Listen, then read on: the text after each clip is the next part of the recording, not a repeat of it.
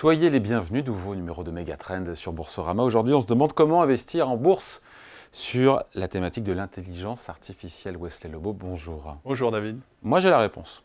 Elle tient en un mot, en quelques lettres. Nvidia. Je me trompe ou pas? Bon, l'IA égale Nvidia quand même pour beaucoup de gens. Peut-être à tort d'ailleurs. L'IA est beaucoup poussée par Nvidia. Nvidia en a beaucoup parlé, mais c'est un peu réducteur de voir l'intelligence artificielle uniquement à travers une seule valeur, même si aujourd'hui elle est clé dans ce qu'elle fournit en termes de capacité de calcul. Il y a toujours autant d'avancées autour de l'IA, parce que je me dis que ChatGPT, c'était quasiment il y a 2 ans. Il y a toujours, il se passe toujours plein de choses, peut-être dont on parle moins. Alors l'IA, je remets un peu en perspective, c'est quand même une histoire qui a plus de 80 ans. Ouais. On a connu ces dernières années une accélération exponentielle des nouvelles capacités de l'IA avec le modèle Transformers. Donc ChatGPT a émergé il y a 2 ans et on voit quand même beaucoup de nouvelles fonctionnalités ou des modèles plus poussés dans cet écosystème. On a OpenAI, on a Anthropic, on a Llama. Il y a quand même un écosystème entier qui essaye d'améliorer fortement les capacités liées à l'IA générative. Ouais. Notamment dans la création de contenu, j'ai vu ça. On peut faire de la création de contenu, notamment vidéo via de l'IA, de la production de nouveaux médicaments avec de l'IA. On peut dire que l'IA est partout et est en train de se diffuser vraiment dans l'économie. Ouais. Ce qui est assez frappant depuis quelques mois, c'est l'annonce de nouveaux produits dans différents secteurs, dans différents marchés qui vont intégrer l'IA. Et on voit de grands acteurs, comme des acteurs de production cinématographique, qui veulent intégrer l'IA pour améliorer la production d'images, pour améliorer les scénarios. Et donc ça, on le voit à travers différents secteurs et différentes industries. Et justement, donc, vous qui venez de lancer un nouveau fonds sur l'IA, il n'est pas trop tard, encore une fois, parce que les levées de fonds se poursuivent, on a vu OpenAI, parce que l'histoire est en marche, en train de s'accélérer, même si Nvidia a cru en quelques centaines ou milliers de pourcentages en quelques années. Donc effectivement, l'industrie se met en ordre de bataille. On a vu sur le 3e trimestre de cette année quand même énormément de levées de fonds dans cette industrie, dans le capital d'investissement. Il y a eu à peu près 20 milliards d'investissements qui ont été faits. OpenAI a levé un peu plus de 6 milliards de dollars d'investissement.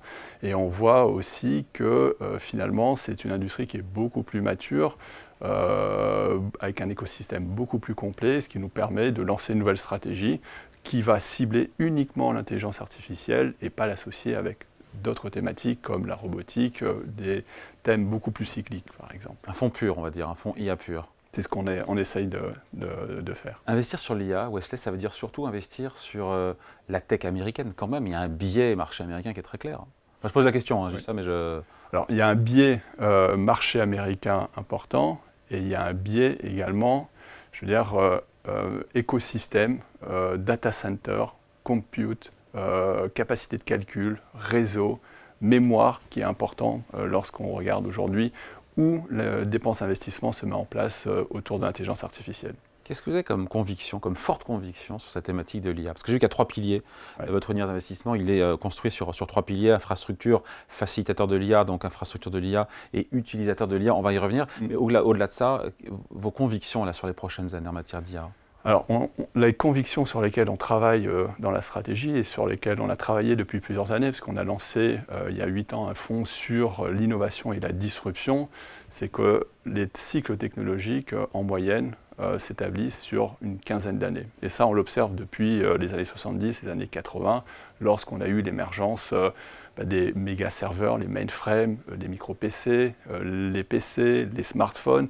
Donc c'est des cycles qui prennent une quinzaine d'années pour arriver à un certain niveau de maturité. Et lorsqu'on pense à l'IA, on est persuadé aujourd'hui qu'on est au début de ce cycle qui va prendre une dizaine, quinzaine d'années avant de voir une maturité et un impact assez important dans la croissance du PIB, dans les gains de profitabilité, d'efficacité, etc. Donc aujourd'hui, la façon dont on a structuré et les convictions qu'on a sur l'intelligence artificielle est très orientée sur l'infrastructure parce que cette industrie fait face à des contraintes physiques sur les data centers. On parle des puces électroniques. Des puces dans les data centers, mais également sur l'électrification de ce data center, et cela sur les prochaines années. Donc ces puces, cloud, data center, c'est ça pour vous, l'infrastructure? C'est l'infrastructure physique qui va permettre de déployer l'intelligence artificielle à grande échelle et déployer sur de nouvelles applications qui vont être ensuite utilisés par les entreprises, par les consommateurs. Donc la stratégie est basée sur uniquement ou pas seulement sur... Non, pas seulement, mais largement, mais en partie sur l'infrastructure. Ouais, ensuite effectivement, les facilitateurs de l'IA, donc les boîtes qui soutiennent le déploiement de l'IA, qui fournissent des outils, c'est ça, de la technologie exactement, pour intégrer l'IA dans les boîtes. Ils vont faire le lien entre le data center et donc les centres de données et l'utilisateur final. Donc ils vont permettre, principalement une dimension autour des logiciels, qui va permettre, et du conseil sur l'implémentation, sur la stratégie, et qui va permettre d'extraire les données, qui va pouvoir les structurer pour ensuite les intégrer dans des nouveaux métiers applicatifs.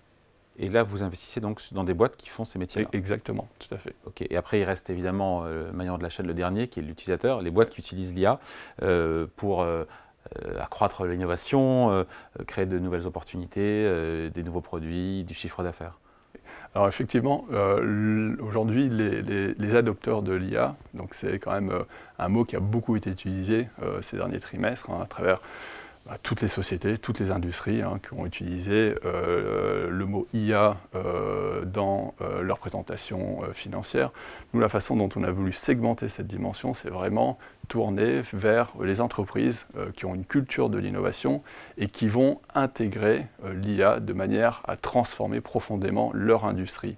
Donc on a segmenté autour de 4 dimensions: le marketing, le ciblage publicitaire, les données industrielles, que ce soit dans la santé que vous avez mentionné, la simulation industrielle, et surtout les sociétés qui détiennent les données de leurs clients et qui vont pouvoir l'utiliser avec des modèles de langage large et l'utiliser avec des nouveaux produits, des nouveaux services associés. Que ce soit de l'infrastructure de l'IA, les facilitateurs de l'IA ou les utilisateurs de l'IA, ce sont des boîtes qui sont les plus connues, ou est-ce qu'il y a beaucoup de pépites, ou est-ce que finalement vous autorisez des large caps ou des boîtes qui sont des futures stars?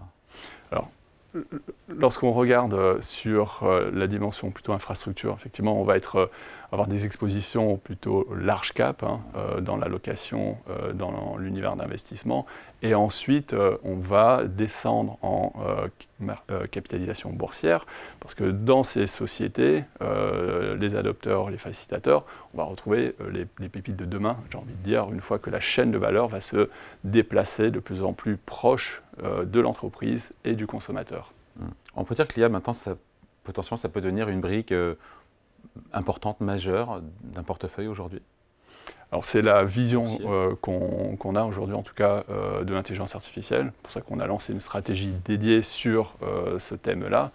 Et une brique qui, pour nous, est amenée à réaliser de la croissance, de la performance sur les années qui viennent. On a parlé d'NVIDIA pour commencer. Ça donne quoi au-delà d'NVIDIA en matière de valorisation, de performance, cet univers d'investissement dans l'IA? Alors aujourd'hui, l'IA a une connotation technologique assez importante dans son exposition. Donc on a vu quand même que ces 10 dernières années, le secteur de l'information technologique a surperformé 9 fois sur 10 le marché boursier. Et si on regarde les catalystes de cette surperformance, ça provient vraiment de la croissance des bénéfices qui a été 2 à 3 fois supérieure des marchés non technologiques. Donc aujourd'hui, lorsqu'on regarde la valorisation et on utilise des métriques plus traditionnelles de valeur d'entreprise sur les bénéfices, on est sur des niveaux bien inférieurs à celui des années 2000.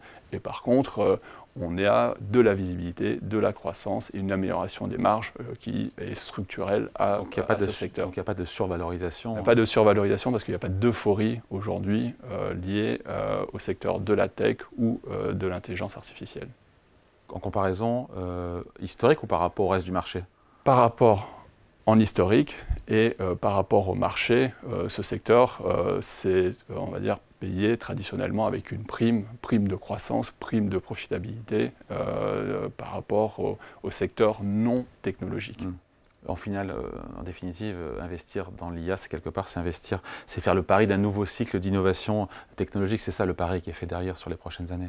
Tout à fait. Et c'est le pari sur lequel on a envie d'amener nos clients en termes d'exposition. L'explication et point de vue signé Wesley Lebeau, responsable adjoint de la gestion thématique chez CPR AM. Merci à vous. Merci beaucoup. Megatrend revient dans 2 semaines ici sur Boursorama.